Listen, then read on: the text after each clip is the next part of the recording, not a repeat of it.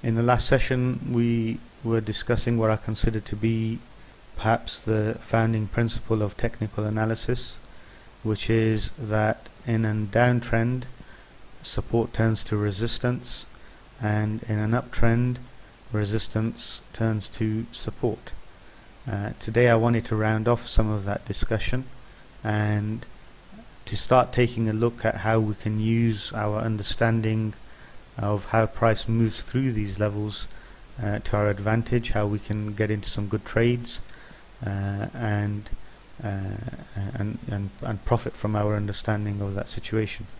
The chart that we're looking at is Euro GBP, and we can identify in this down wave, at the beginning of the down wave, there's a support level there, and one of the things that we'll notice, and this is a very common there's a very common structure as the trend direction changes, and there's lots of ways to identify that a trend direction is changing.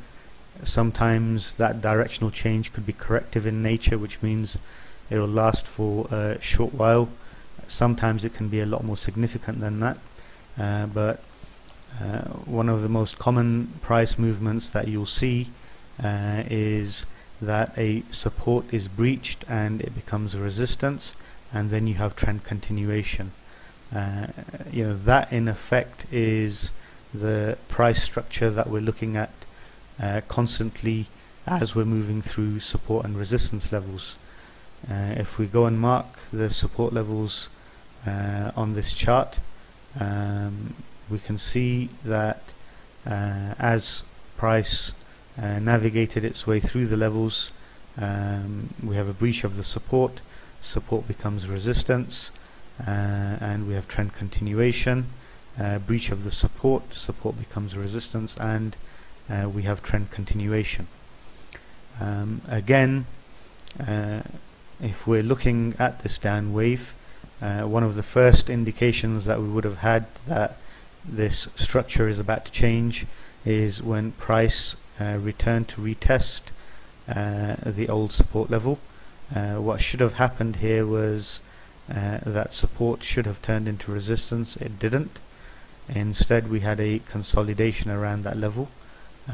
Price broke higher and pulled back in order to test it as support, and from there we had the beginning of an uptrend, and what it looks like is something like this.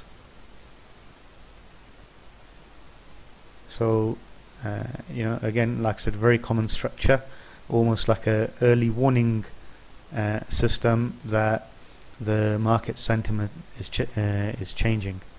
If we go ahead and mark now the resistance levels, we can see that price follows the same structure through those resistance levels, and so resistance is breached, retest, resistance turns to support, trend continuation. Again, we see this level holding a couple of times, just as we saw the resistance there holding a couple of times. Over here it's holding a support, resistance is breached, minor correction here, retest, trend continuation, resistance is breached, and on the retest the level is holding as support. And then if we look again, what's taking place up here is that the support level is breached and we have a retest. Support becomes resistance. I should change the color of that so it becomes a bit more visible. There you go. Support becomes resistance, and we get continuation taking place there. So that's how price moves through these levels. As I've mentioned before, it's a very common rhythm within the market. Visually it's fairly straightforward to identify. It doesn't take a lot of effort.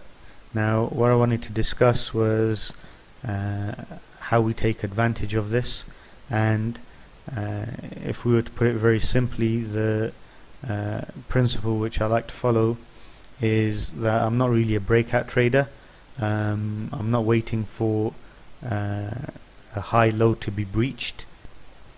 The principle, simply put, is to buy or to sell on the retest, and this is where a little bit of common sense is required, which is that if the price is falling, then what we need to be thinking about is where should we be selling this instrument.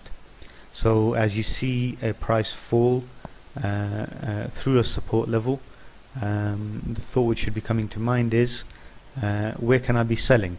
Often what happens, and it's a very common mistake, is that as the price is falling, all the prowess of our ability to do technical analysis is directed toward trying to identify support levels, and we might be using a whole host of tools in order to do that.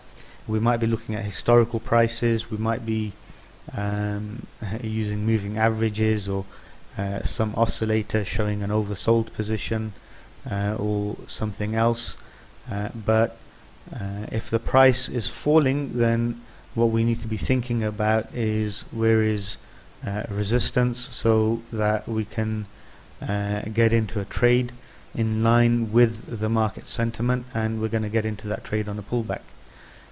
Similarly, if the price is rising and we've seen that a resistance level has been breached, even if the price has flown away from that level, really we're not interested in taking a trade until we get a pullback, and so we just wait for that pullback to the resistance level, let resistance become support, and we let that put us into an entry. What we're not going to be doing is that as price is rising to be saying, oh, where's the resistance, where's the resistance? The resistance is gone, the resistance was breached, and so what we need to be asking, and it's the most sensible question to be asking when the price is rising, is where is support? That is what will get us into the most well risk defined trades. You know, where our stop needs to be is easily identifiable. If we're wrong, then we will know straight away. It's not something that we'll have to wait forever to find out. If this level is not going to be support and it's going to be breached, then you know, clearly I'm wrong, and that's something that we can come to terms with. That's something that we can come to terms with very easily. I hope you found this presentation useful, and I look forward to seeing you in the next session.